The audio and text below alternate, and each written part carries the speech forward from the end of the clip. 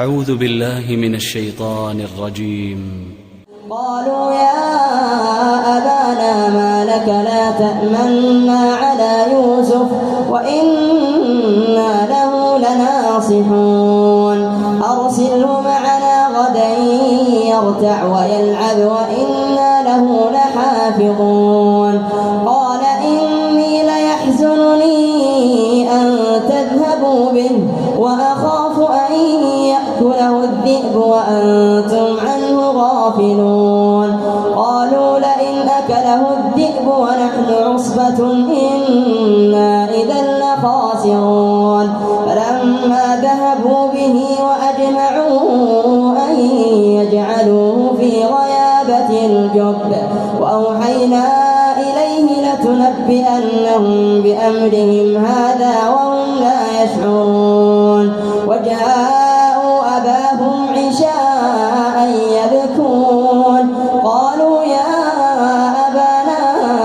إنا ذهبنا نستبق وتركنا يوسف عند متاعنا فأكله الذئب وما أنت بمؤمن لنا ولو كنا صادقين وجاءوا على قميصه بدم كذب قال بل سولت لكم أنفسكم أمرا فصبر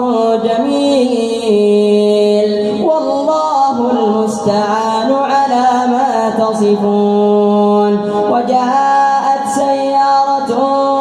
فأرسلوا واردهم فأدلى دلوه قال يا بشرى هذا غلام وأسروه بضاعة والله عليم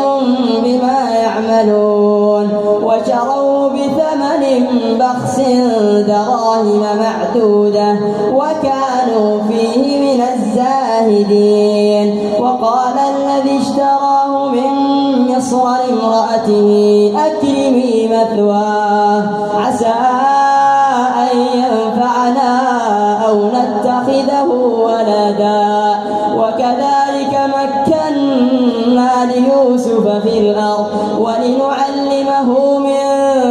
تأويل الأحاديث والله غالب على أمره